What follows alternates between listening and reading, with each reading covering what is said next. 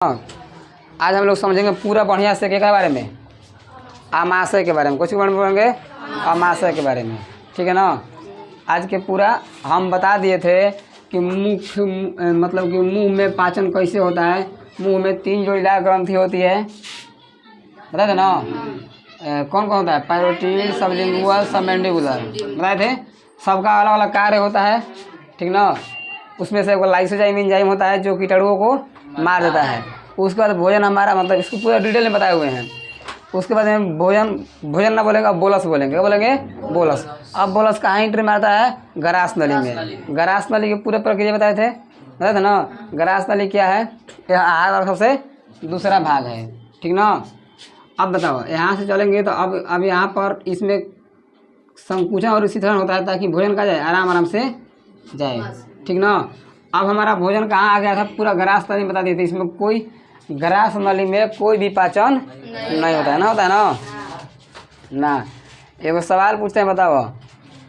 मुख्य गुहा के पिछले भाग को क्या बोलते हैं? ग्रसनी। क्या बोलते हैं? ग्रसनी बोलते हैं, ठीक ना। ग्रसनी में कौन छिद्र खुलता है? 2। कौन कौन? कंठ द्वार आगे चलकर किससे जुड़ जाता है?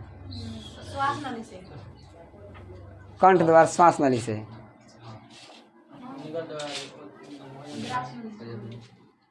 चलो आगे बढ़ा जाओ। अब देखते हैं हम लोग कौची के बारे में, आमाशय के बारे में। इसको बोलते हैं कौची? आमाशय। ये वाला का है छोटी आंत, आई का है बड़ी आंत, और नीचे का है मलाशय। यही ना होता है जी, पूरा प्रक्रिया यही ना होता है। तो अब हम लोग समझ गए थे कि यहाँ पर हो गया। अब देखते हैं कौची आमाशय के बारे में। देखो ध्यान से। अब आमाशय क्या है? सबसे पहले आमाशय पूछा था, आमाशय क्या है इसके बारे में बताएंगे, ठीक ना। आमाशय आहार नाल का आहार नाल का तीसरा भाग है। आमाशय क्या है? आहार नाल का तीसरा भाग है। इसका रचना थैली जैसी होती है। इसका दिखाएं आहार नाल जो आमाशय जो हो गया, आमाशय आहार नाल का तीसरा भाग है। इसकी रचना कैसी होती है? थैली जैसी होती है। उसे थैली नुमा कहते हैं, ठीक ना। थैली जैसी कहो चाहे थैली नुमा, दोनों बतिया का है बराबर है, भैया कहिले। तो इसकी रचना कैसी होती है? थैली नुमा होती है। या उदर गुहा के देखो, जो पूरा यहाँ से बोलेंगे ना, इस सबका है उदर गुहा, भैया कहिले। जो पेट होता है, बताए ना कि शरीर के अंदर में अगर कहीं भी खाली जगह पाया जाता है उसे क्या बोलते हैं? गुहा। मतलब कि शरीर में हमारा कहीं कहीं खोखला जगह होता है जहाँ पर कोनो ना कोनो ऑर्गन रखा हुआ है। जैसे छाती को बोलेंगे, यहाँ इसके अंदर जो रखा हुआ है किडनी, फेफड़ा, ये सब वक्ष गुहा, ठीक ना। आई जब पेट हो गया, इसको पेट को क्या बोलते हैं? पेट में होता है उदर गुहा। पेट में क्या होता है? उदर गुहा। तो उदर गुहा की बाईं ओर इधर, ठीक ना। उदर गुहा की बाईं ओर कौन होता है?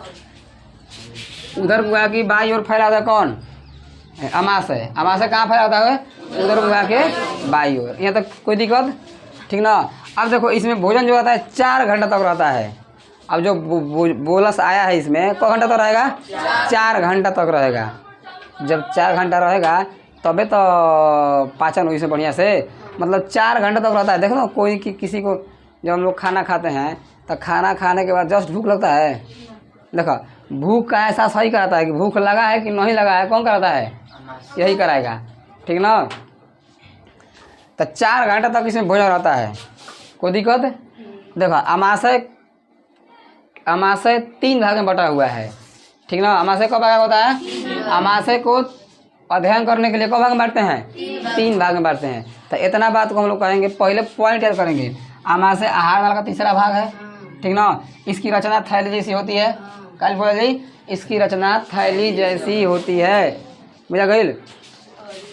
यह उदर गुहा की बाईं ओर फैला होता है। अब तो सब फैले के बाद बता दो जाइए, ठीक ना। इसमें भोजन 4 घंटा तक रहता है। इसको 3 भाग में बांटा गया है, ठीक ना। किसको भाग में बांटा गया जी? 3 भाग में। तो अब इसको लिखेंगे कैसे? आमाशय क्या है? तो लिखा जी, आमाशय आहार नाल का तीसरा भाग है, ठीक ना। इसकी रचना थैली जैसी होती है। यह उदर गुहा की बाईं ओर फैला होता है। इसमें भोजन 4 घंटा तक रहता है। इसको 3 भाग में बांटा गया है। कब भाग में बांटा गया है? 3 भाग में बांटा गया है। आमाशय को भाग में बांटा गया है? 3 भाग में। यह कहाँ फैला होता हुआ है? इधर किधर फैला हुआ है जी? उदर गुहा के बाईं ओर। गुहा समझ आता है किसको बोलते हैं ना? शरीर के अंदर खाली जगह को क्या कहते हैं? गुहा बोलते हैं, जहाँ पर कोनो ना कोनो ऑर्गन चाहे अंग रखा रहता है उसका बोलते हैं गुहा। मुंह खाली है तो उसको बोलते हैं मुख्य गुहा। ठीक ना, आगे बढ़ देते हैं। तो बताओ अमाशय क्या है, बोला अमाशय क्या है। अमाशय आहार नाल का तीसरा भाग है, इसकी रचना थैली जैसी होती है, यह उदर गुहा की बाई ओर फैला होता है, इसमें भोजन 4 घंटे तक रुकता है। ठीक ना, इसको 3 भाग में बांटा गया है। पहला कार्डियक, फुंडिक, पाइलोरिक। देखो ध्यान से, हाँ ठीक ना। देखो हाई ऊपर वाले भाग को बोलते हैं कार्डियक, क्या बोलते हैं, इसको क्या बोलते हैं कार्डियक। और बीच वाले भाग को और नीचे वाले भाग को पाइलोरिक। ई का है कार्डियक, ई का है फुंडिक, ई का है पाइलोरिक। बोला पहला भाग, दूसरा भाग, तीसरा भाग।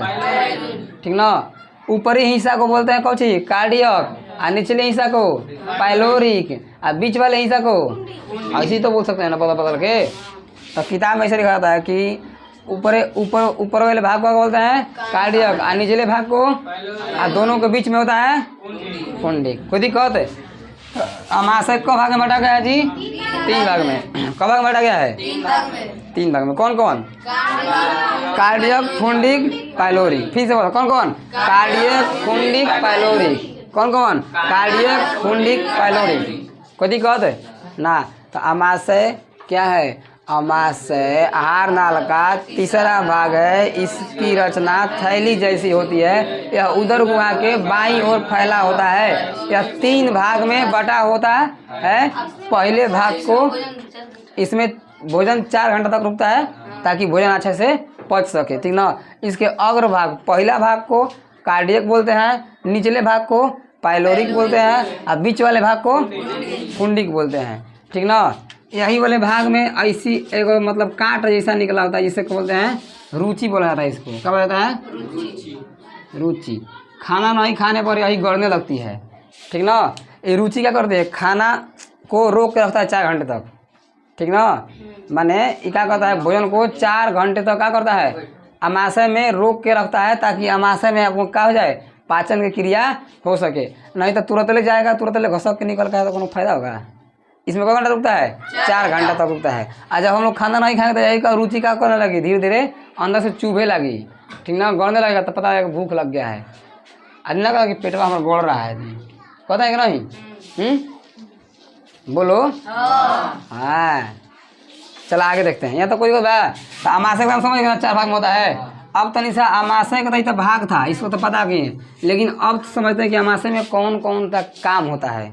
तो देखेंगे ना जी कि अमाशय में भोजन गया है, तो अब भोजन का कौन कौन काम होगा। अभी हम देखें अमाशय क्या होता है, समझ गया। अब देखते हैं कि अमाशय में कौन कौन से कार्य होता है, कौन कौन से एंजाइम निकलता है इसमें से, कौन कौन ग्रंथि होता है। तो बताया, हम बताए थे कि अमाशय में एक ग्रंथि होती है, बहुत बताए थे ना।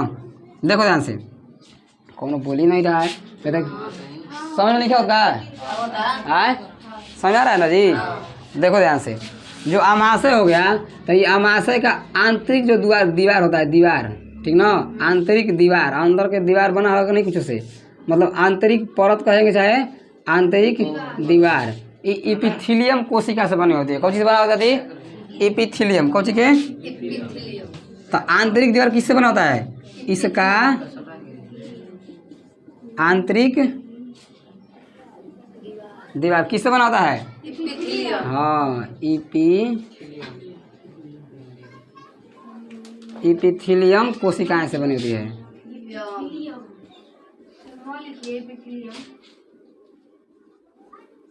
किससे बना होता है जी, बताओ।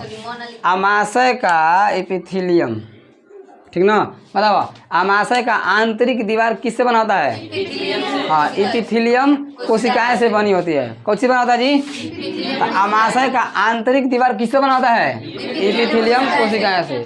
अमाशय का आंतरिक दीवार, बताओ अमाशय का आंतरिक दीवार किससे बना होता है, एपिथेलियम कोशिकाएं से बना होता है। अब देखो आगे बढ़ाते हैं। एपिथेलियम कोशिका कहीं कहीं बीच में धंसी हुई होती है, ठीक ना, अंदर की तरह। इसे मान के चलो बना दिए हैं। अब यहाँ पर देखो कैसे धंसा हुआ है, धंसा है ना, इसे धंसा हुआ कि नहीं। तो एपिथेलियम कोशिकाएं के दीवार कहीं कहीं अंदर की तरफ क्या होती है, धंसी हुई होती है। वही धंसी हुई भाग को क्या बोलते हैं, जठर ग्रंथि। क्या बोलते हैं? जठर ग्रंथि। तो जठर ग्रंथि क्या है? अमाशय का आंतरिक दीवार इपिथीलियम कोशिका से बनी होती है और वही कोशिकाएं अंदर की तरफ थोड़ा सा धंसी हुई होती है। उसी धंसे हुए भाग को क्या बोलते हैं? जठर ग्रंथि बोलते हैं। क्या बोलते हैं? अलग अलग। अब जठर ग्रंथि चारों तरफ में होगी जी, होगी कि नहीं होगी? तो इपिथीलियम कोशिका से बनी होती है और इपिथीलियम कोशिका का होता है थोड़ा अंदर की तरफ का होता है, धंसा हुआ होता है ना जी। तो धंसा हुआ भाग को क्या बोलते हैं? इसमें मतलब कि इसको बोलते हैं जठर ग्रंथि। कौन सी? जठर ग्रंथि। अब बताओ इस जठर ग्रंथि किसको बोलते हैं? इपिथीलियम कोशिका कहीं कहीं क्या होती है? धंसी होती है, उसका बोलते हैं जठर ग्रंथि। अब इस जठर ग्रंथि जो होती है यह एंजाइम छोड़ती है, इसमें से कुछ कुछ स्रावित होता है। स्रावित मतलब कैसे करने, जैसे जैसे जठर ग्रंथि हो गई ना। अब बताए थे ग्रंथि है तो क्या निकालेगी? एंजाइम निकालेगी, नहीं निकालेगी? निकालेगी ना। तो जठर ग्रंथि के अंदर से निकलता है कौन सी? एंजाइम। एगो का नाम है पेप्सिन। का नाम है?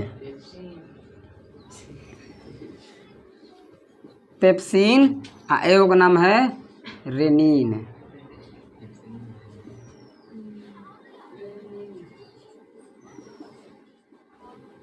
गलती लिखे हैं जी, रेनिन। ठीक ना। बताओ जठर ग्रंथि से कौन एंजाइम निकलता है? जठर ग्रंथि से कौन एंजाइम है? कौन कौन? रेनिन और पेप्सिन। क्या निकलता है जी? रेनिन और पेप्सिन। क्या निकलता है? रेनिन और पेप्सिन। यहाँ तो कोई दिक्कत बा? बताओ जठर ग्रंथि से कौन कौन सा एंजाइम निकलता है? रेनिन और पेप्सिन। कौन निकलता है? रेनिन और पेप्सिन। कोई दिक्कत? अरे रेनिन पेप्सिन कहो, अच्छा है पेप्सिन रेनिन कहो, इसमें कोई दिक्कत बा ना? अब समझते देखो, हम समझे यहाँ पर कि जो अमाशय होता है, इसका अमाशय का आंतरिक भाग जो होता है, आंतरिक दीवार एपिथेलियम कोशिका से बना होता है और ई एपिथेलियम कोशिका का कहीं कहीं भाग धंसा हुआ होता है, जिसे क्या बोलते हैं? जठर ग्रंथि। तब बताओ हाई जठर ग्रंथि किससे बनी है? किससे बनी है? जठर ग्रंथि आखिर की देखो, हम बताएं कि हाई आंतरिक दीवार बना है कौन चीज से? एपिथेलियम कोशिका से। और जहाँ जहाँ एपिथेलियम कोशिका हल्का धंसा हुआ है उसको बोलते हैं कौन सी? जठर ग्रंथि। तो जठर ग्रंथि किससे बना है? एपिथेलियम कोशिका से ना। अब इसमें 3-4 प्रकार की कोशिका होती है, 3 प्रकार की, मतलब जठर ग्रंथि होता है ये 2-3 प्रकार की कोशिका से बना होता है। ठीक ना। हम पूरा डिटेल में आप लोगों को बता देते हैं, लेकिन लिखना कितना है इसमें से काट कर लिखना। अगर एग्जाम में पूछ दे तो ये पूरा नहीं लिखना है, पूरा लिखोगे तो पन्ना भर जाए पूरा। ठीक ना है? बना लेना। ठीक ना। आगे बढ़ते हैं ना जी। तो ये जो एपिथेलियम कोशिका से बनी होती है। अब देखो जठर आगे बताएंगे, हाई जो बनी होती है कोशिका से बनी होती है ना जी, तो इसको बताएंगे जठर ग्रंथि किस किस कोशिका से बनी होती है। ठीक ना। अब देखो इसमें कौन कौन होता है? पेप्सिन। कौन कौन होता है? पेप्सिन। तब पेप्सिन जो है ना, पेप्सिन प्रोटीन का पाचन करता है। किसका पाचन करता है? प्रोटीन का पाचन। ठीक ना। ये किसका पाचन करता है जी? प्रोटीन का। बताओ प्रोटीन का पाचन कौन करता है? प्रोटीन का पाचन कौन करता है?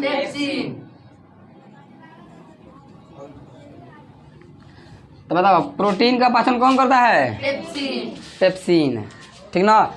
जो प्रोटीन का पाचन करता है तो ये प्रोटीन को क्या करता है कि बदलता है कौची में? पेप्टोन में। क्या बदलता है? पेप्टोन में। कहाँ बदलता है?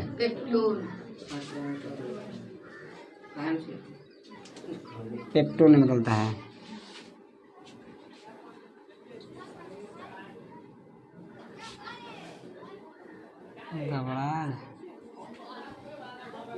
ठीक ना। बताओ मतलब हम देखें कि जो देखो अमाशय के अंदर जठर ग्रंथि होती है, जठर ग्रंथि से कौन सा निकलता है? पेप्सिन एंजाइम निकलता है। और ये पेप्सिन एंजाइम किसका पाचन करती है? प्रोटीन का पाचन करता है। लेकिन प्रोटीन को किसमें बदलता है? पेप्टोन में। ठीक ना। तो सवाल पूछिए कि प्रोटीन से पेप्टोन में कौन बदलता है? पेप्सिन। पेप्टोन से प्रोटीन से पेप्टोन में कौन बदलता है? पेप्सिन। लेकिन ये क्रिया कहाँ होती है? अरे अमाशय में होती है। जठर ग्रंथि तो जठर ग्रंथि से पेप्सिन निकालती है ना जी। जठर ग्रंथि से कौन सा एंजाइम निकलता है? पेप्सिन। जठर ग्रंथि से कौन सा एंजाइम निकलता है? पेप्सिन। अब पेप्सिन का काम क्या है? प्रोटीन का पाचन करना, यानी कि प्रोटीन को पेप्टोन में बदल देना। अब देखो ध्यान से, प्रोटीन का पाचन हो गया, यहाँ पर कौन सी बदल गई? पेप्टोन में। या तो समझ कहानी ना। आगे बढ़े। रेनिन जो होता है, रेनिन, रेनिन क्या करता है? दूध से दही बनाता है, ठीक ना। अगर आप लोग दूध खाएंगे, ठीक ना, तो ये काम बदल देगा, दही बदलता है, ठीक ना। देखो रेनिन का काम क्या है? दूध से दही में, मतलब ये दूध का पाचन करता है। किसका पाचन करता है? दूध का पाचन करता है। दूध को क्या बदलता है? दही बदलता है। दूध को किससे बदलता है? दही में। यही से ना, देखो ध्यान से, हम लोग खाएंगे दूध, लेकिन जब उल्टी करेंगे कुछ देर के बाद तो उनसे दही उगलेंगे, ठीक ना। अच्छा छोड़ा जाता है एग्जाम्पल में, छोटका बच्चा देख लो, जब छोट बच्चा आता है छोट छोट, तो अपने मम्मी का दूध पीता है कि नहीं? जब दूध पीता है तो उन्हें से दूध फेंक रहा है, तो कैसे फेंकता है? दूध फेंकता है कि दही फेंकता है? क्या फेंकता है? दही फेंकता है ना। तो वही जब अंदर जाता है पेट में, तो पेट में निकलता है कौन सा एंजाइम? रेनिन एंजाइम निकलता है। और जो रेनिन होता है वो क्या करता है? दूध से दही में बदल देता है, ठीक ना। दूध का पाचन करता है कौन? रेनिन। ये तो समझ आ गया। अब देखो, तो फिर हम लोग देखें। अच्छा मान के चलो, तो यही से ना मान के चलो कोनो बूढ़ पुरानिया आदमी होला, ठीक ना। जो बूढ़ पुरानिया आदमी होते हैं उसको डॉक्टर क्या बोलता है कि तुम्हारा पाचन तंत्र थोड़ा बहुत खराब हो गया है ना, तो आप सीधे सीधे दूध मत खाइए, सीधे सीधे क्या खाइए? दही खाइए, ना तो दूध खाइएगा तब पचेगा नहीं। देखो तो कहता उसका दूध पचता नहीं है। दूध को क्या बनाना पड़ेगा? दही बनाएगा। लेकिन अब बताओ, दूध बेटर है कि दही बेटर है? दही अच्छा है ना जी। कौन अच्छा है? दही, ठीक ना। तो क्या खाना चाहिए? बढ़िया से दही खाना चाहिए। तो कोई दिक्कत बा? आगे बढ़ो ना, आगे बढ़ा जाए। नहीं बौरा कहीं के। अब इसका काम देखो, अब हम दही खाएंगे तो इसका काम तो पहले ही से हो गया है, तो अब क्या बदलना है दही में। लेकिन दूध खाएंगे तो दूध डायरेक्ट नहीं रहता है, दूध का पाचन होता है। अब वो पाचन में क्या बदलता है? दही में। भैया कही ले, दूध का पाचन में कुछ बदलता है? दही में। यहाँ तक कोई दिक्कत बा? नहीं है। अब देखो एक और समझते हैं हम इसके बारे में। अब हम लोग क्या सीखे कि आमाशय के अंदर जठर ग्रंथि होती है। जठर ग्रंथि से जठर रस निकलता है। छोड़ दिए का जी, जठर ग्रंथि से कौन सा निकलता है? जठर रस है। जठर ग्रंथि है, ठीक ना। आज जठर ग्रंथि से कौन कुछ निकलता है? जठर रस निकलता है। और उस जठर रस में कौन कौन एंजाइम होता है? पेप्सिन और रेनिन। छोड़ दिए ना जी पर जठर रस कहा चाहे जठर जूस कहा, गैस्ट्रिक जूस, ठीक ना। जठर रस निकलता है। और इस रस में क्या होता है? रेनिन और पेप्सिन। क्या होता है? रेनिन और पेप्सिन। बुझा गई। तो जठर ग्रंथि कौन चीज? जठर ग्रंथि के अंदर कौन चीज निकलता है? जठर रस, ठीक ना। क्या निकलता है? जठर रस। अब जठर रस के अंदर कौन कौन एंजाइम होता है? पेप्सिन और रेनिन। कौन कौन एंजाइम होता है? पेप्सिन और रेनिन। पेप्सिन क्या करता है? प्रोटीन का पाचन। प्रोटीन का पाचन करके कौची में बदलता है? पेप्टोन में। और रेनिन क्या करता है? दूध का पाचन। दूध से कौची में बदलता है? दही में, ठीक ना। अब एगो सवाल पूछता है, देखो दूध के अंदर होता है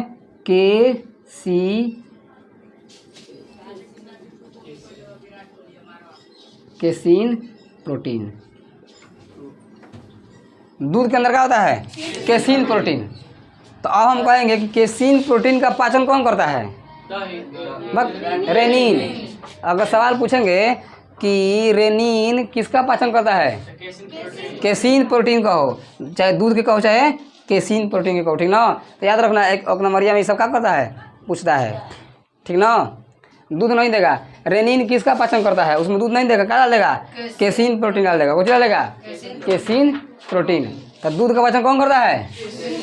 ऐसा लग रहा है ना कि इसके अंदर कोनो एनर्जी ना है, एकदम बैठा एकदम बौरा आसन का नियन। समझ में नहीं आ रहेगा जी? तो समझ में आया तो एकदम जोश के साथ पढ़ाई करो, गधा कहीं के। ऐसा ऐसा बच्चे पढ़ना तो हमको तो बीमार डाल देगा ये सब, चिल्वा के। एक के बाद हम आधा हम बोले आधा आप लोग बोलो, तब ना खड़खड़ याद होगा। समझ लगे? यहाँ तक हम देखे थे आमाशय की रचना। अब आमाशय के अंदर कौन कौन से कार्य होता है? आमाशय के आंतरिक दीवार बनी होती है कौची के? इपिथीलियम कोशिकाएं सी बनी होती है, ठीक ना। और इपिथीलियम कोशिका जगह जगह कहीं कहीं धंसा होता है, उसी धंसे भाग को क्या कहते हैं? जठर ग्रंथि। आज जठर ग्रंथि से क्या निकलता है? जठर रस। आज जठर रस के अंदर कौन कौन सा एंजाइम होता है? पेप्सिन और रेनिन। कौन कौन सा होता है? पेप्सिन और रेनिन। पेप्सिन का काम क्या है?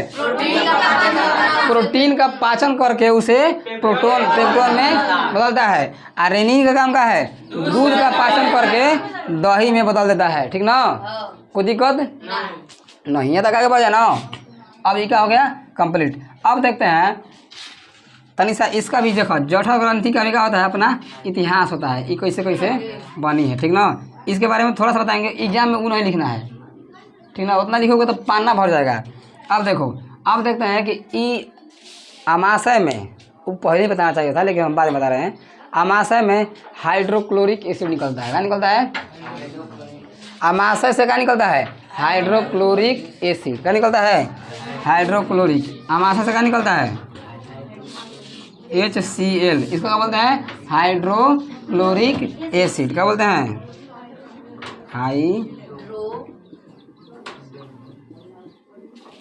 हाइड्रोक्लोरिक अम्ल। मतलब आमाशय से क्या निकलता है? हाइड्रोक्लोरिक अम्ल। अभी हम ये पूरा एक्यूरेट नहीं बता सकते हैं कि हाइड्रोक्लोरिक अम्ल कहाँ से, मतलब किस कोशिका से निकलता है, कहाँ से निकलता है, ठीक ना। इसका इतिहास अभी खंगारेंगे थोड़ा देर के बाद में, ठीक ना। अभी पहले समझते हैं कि हाइड्रोक्लोरिक मतलब आमाशय से क्या निकलता है? Hydrochloric acid. आमाशय के ऊपर वाले भाग के एरिया से क्या निकलता है? हाइड्रोक्लोरिक एसिड, ठीक ना। आमाशय में कौन सी निकलता है जी? Hydrochloric acid. कोई दिक्कत है? HCl अम्ल। क्या निकलता है? HCl अम्ल। हाइड्रोक्लोरिक एसिड यानी कि HCl अम्ल निकलता है, बुझा गया ना। अब ई क्या काम करता है? हाइड्रोक्लोरिक एसिड जो हो गया, इसका कार्य क्या है? आखिर ये तो कोई कार्य करता होगा ना, क्या नहीं करता होगा? इसका कार्य क्या है, ठीक ना। हाइड्रोक्लोरिक एसिड का कार्य क्या है? देखो ध्यान से, हाइड्रोक्लोरिक एसिड जो है ये भोजन को छोट छोट टुकड़ा में तोड़ देता है। क्या करता है? देखो पूछता है एग्जाम में कि हाइड्रोक्लोरिक एसिड क्या है, इसका पाचन में क्या महत्व है।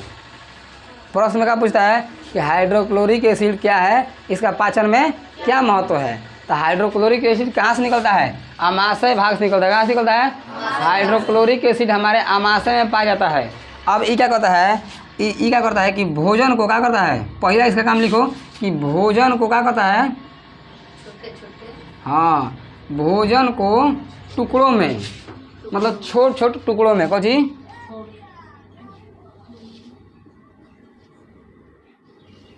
टुकड़ों में तोड़ता है, ठीक ना। बुझा गई। तो ये हाइड्रोक्लोरिक एसिड क्या करता है जी? छोटे छोटे टुकड़ों में क्या करता है? तोड़ देता है, बुझा गया ना। तो हाइड्रोक्लोरिक एसिड क्या करता है? भोजन को तोड़ देता है। अब देखो, और एक कीटनाशक भी है। ये क्या है? कीटाणुओं को मारता है। कौन सी?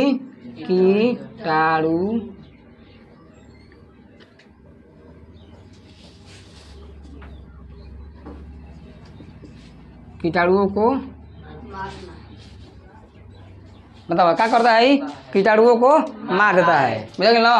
तो हाइड्रोक्लोरिक एसिड क्या करता है? देखो, एसिड मतलब होता है अम्ल। जब हम लोग ना देखते हैं फिल्मिया वाले में, कोनो को चेहरा फेंक देता है, चेहरा उसका जल जाता है, तो वही कुछ खतरनाक होता है अम्ल, बुझा गई। तो इतना खतरनाक पदार्थ हमारे पेट में पाया जाता है, ठीक ना। उसमें से निकलता है। तो आमाशय से क्या निकलता है? Hydrochloric acid. इसका काम क्या है? यह भोजन को छोट छोट टुकड़ा में तोड़ देता है और कीटाणुओं को नाश करता है। तो कहोगे सर जी कीटाणु तो नाश हुआ था मुँह में, लाइसोजाइम एंजाइम की तरह हुआ था ना। अब बताओ कोनो कोनो क्या किया? देखो यहाँ पर भी कीटाणु का नाश होता है लाइसोजाइम एंजाइम के द्वारा, और यहाँ पर भी क्या होता है? कीटाणु का नाश होता है किसके द्वारा? हाइड्रोक्लोरिक एसिड द्वारा, ठीक ना। यहाँ भी तो दोनों भी एक ही काम होता है। तो कहोगे दोनों भी एक कैसे काम होता है? कोनो कोनो क्या करता है कि देर तक भोजन रखते रहेगा मुंह में या खूब कूचते रहेगा, तो यहाँ पर कीटाणु का होता है नाश हो जाता है। अब कोनो कोनो एक बार में यहाँ थोड़ा ना, अब देखो अब हम खाना खाएं आ चट तक नील गए तुरंत ले, तो वहाँ पर कीटाणु नाश हुआ नहीं हुआ। तब मैंने जौन कीटाणु मुंह में नहीं मरा था, जिसको बोलते हैं थेथर कीटाणु, लतखोर कीटाणु, ठीक ना, जौन लतखोर होगा थेथर होगा मुंह में नहीं मरा हुआ है, अब वो कहाँ आएगा? आमाशय में। अब एक और थुराई कुचाई कहाँ हुई? आमाशय में। इसको कौन थुराई पूछेगा? Hydrochloric acid. कौन थोड़ी कुछ ही? Hydrochloric acid. तो HCl अम्ल का काम क्या है? भोजन के छोट छोट टुकड़ा में तोड़ देना और कीटाणु का नाश करना, ठीक ना, और ये भोजन का पाचन करना। अगर टुकड़ा में तोड़ना ही ना पाचन कहलाता है जी, है तो यहाँ पाचन में भोजन का पाचन करता है। यहाँ तक कोई दिक्कत? आगे बढ़ा जाए, बोला यहाँ तक कोई दिक्कत बा? तो हम लोग पूरा प्रक्रिया का समझे। Hydrochloric acid. अब देखो ध्यान से, अब कौन कहेगा कि सर जी इतना खतरनाक होता है हाइड्रोक्लोरिक एसिड? सही में खतरनाक तो होबे करता है। तो ये हमारा जो है परत ब परत, ये कहाँ नहीं गल जाता है, ये कहाँ नहीं जल जाता है, तो इसको बनाया गया है इसी के हिसाब से, ठीक ना। देखो ध्यान से, इसी के हिसाब से क्या गया है? बनाया गया है। इसमें के एगो होती है कोशिका, म्यूकस नाम है तो उसका, ठीक ना। म्यूकस कोशिका से बना होता है, इसमें से म्यूकस एंजाइम निकलता है और वही एंजाइम क्या करता है? इसको सुरक्षित रखता है। कौन चीज? आमाशय क्या होता है? सुरक्षित। किससे? हाइड्रोक्लोरिक एसिड से, ठीक ना। आज जब कभी कभी हाइड्रोक्लोरिक एसिड ज़्यादा निकलने लगता है, क्या निकलने लगता है? जब कभी हाइड्रोक्लोरिक एसिड ज़्यादा निकलने लगता है तो अब म्यूकस का क्या होता है? पावर चीज, तो जगह जगह पर गड्ढा होने लगता है, बहुत ज़्यादा गड्ढा होने लगेगा, ठीक ना। तो वही गड्ढा को घाव बोलते हैं, उसका नाम है अल्सर घाव। याद रखिए, पल्सर से याद रखिए, पल्सर से क्या याद रखिए? अल्सर, ठीक ना। वो होता है घाव, होता है अल्सर। तो ये अल्सर कैसे होता है? जब कोनो व्यक्ति ज़्यादा देर तक खाना नहीं खाएगा, ठीक ना, तो हाइड्रोक्लोरिक एसिड का ओकरा में अंदर का मात्रा बढ़ जाएगी ज़्यादा। जब हाइड्रोक्लोरिक एसिड का मात्रा बढ़ जाएगा तो उसके अंदर कौन सा जगह जगह का बनने लगेगा? गड्ढा बनने लगेगा। उसी गड्ढा का बोलते हैं अल्सर घाव। ओकरा के और दूसरा भी नाम है, वो पेप्टिक अल्सर। दो नाम होता है। कौन होता है? Peptic ulcer. समझ आ गया? तो अल्सर का होता है, समझ में आ गया? आए अल्सर एगो का है? अल्सर एगो अल्सर एक घाव है, इसको दूसरा नाम का है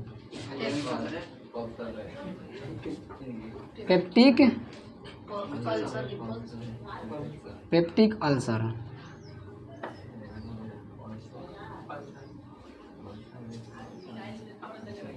अल्सर हम कहीं कहाँ से गलती है, ठीक ना। समझा गई? लिखो मत, दे देंगे उतारने के लिए क्या ली। समझा गया ना? समझ आ गया? तब बोलो। तो ज़्यादा हाइड्रोक्लोरिक एसिड निकलेगा तो कौन सा बीमारी होगा? अल्सर का होई? अल्सर होई। बुझा कि नहीं? क्या होता है? पेट के अंदर बताइए नहीं कि घाव हो जाए तो कोई उससे क्या होता है? बीमार पड़ जाओगी, पेट के अंदर दर्द होने लगेगा, और ये क्या होता है? समझ आ गया? समझ आ गया? आगे बढ़ जाओ ना। यहाँ तक कोई देख के दिक्कत? तो अब पूरा प्रक्रिया को एक बार क्या करते हैं, समझते हैं। अभी और है, अभी तो इतने में दिमाग चकराने लगा। अभी क्या है? जठर ग्रंथि जो होती है ना, जठर ग्रंथि, अभी बताएंगे इसका इतिहास। जठर ग्रंथि का इतिहास अभी क्या करना है? बताना है। अभी हल्का ऊपर ऊपर बताए हैं, भीतर से नहीं बताए हैं, ठीक ना। तो बताओ हम लोग क्या सीखे कि आमाशय, पहले समझें कि आमाशय क्या होता है। आमाशय क्या होता है? आमाशय आहार नाल का सबसे तीसरा भाग है, ठीक ना। इसकी रचना थैली जैसी होती है। यह उदर गुहा के बाईं ओर फैला होता है। इसके अंदर भोजन 4 घंटे तक रुक कर रखता है। अब 4 घंटा बीत जाए तो हमारा क्या लग जाए? भूख लग जाए। जैसे ही आमाशय से भोजन निकलेगा क्या लग जाएगा? भूख लग जाएगा, ठीक ना। आमाशय को 3 भाग में बांटा गया है। ऊपर वाले भाग को बोलते हैं कार्डियक, बीच वाले भाग को पुंडिक और नीचे वाले भाग को पाइलोरिक, ठीक ना।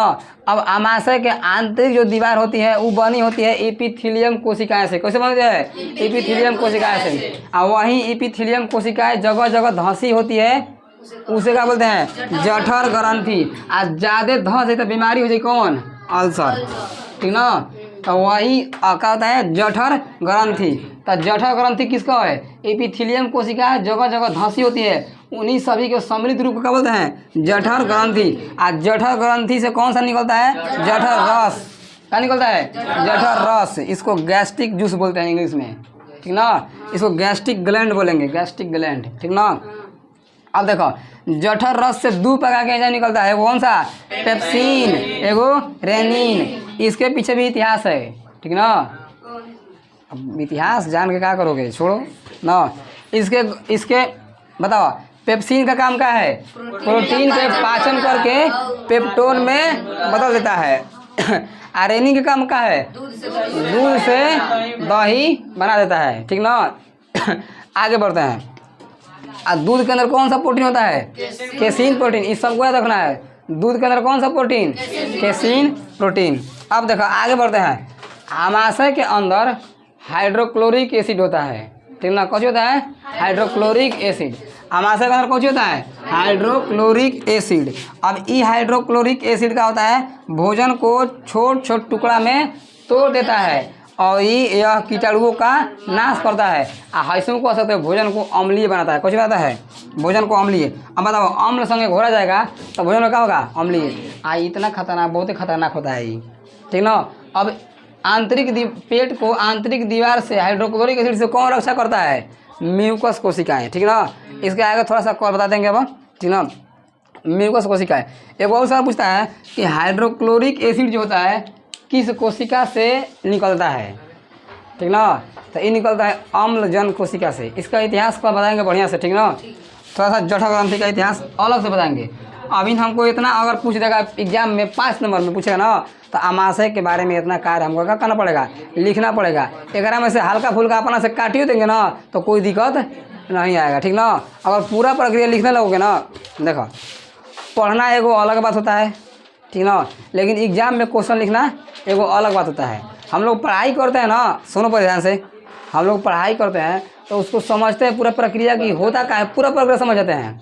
लेकिन एग्जाम में जितना पूछता है ना हम लोग उतना ही जवाब देंगे।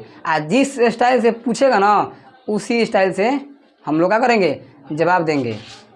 एग्जाम्पल के लिए जैसे मान के चलो आप लोग है ना, तो आप लोग पूरे अपने खर खानदान का नाम जानते हैं, लेकिन रोड चलता व्यक्ति अगर किसी का पापा का नाम पूछेगा तो पापा का नाम बताएगा ना जी, कि पूरा खानदान का नाम पकड़ने लगेंगे, वो पकड़ा जाएगा, पकड़ा जाएगा, पकड़ेगा ना। उसी प्रकार से एग्जाम वाला करता है, वो तो पूछेगा कि आमाशय क्या है, पूछेगा कि हाइड्रोक्लोरिक एसिड क्या है। अब आप लिख देंगे पूरा का प्रक्रिया, कहेगा बहुत बड़का ज्ञानी बनता है, मारे इसको कहानी, मतलब वो पकड़ा जाएगा और दिमाग समझ जाएगा, समझ नहीं समझेगा। तो यही होता है, पढ़ना एगो अलग कला है।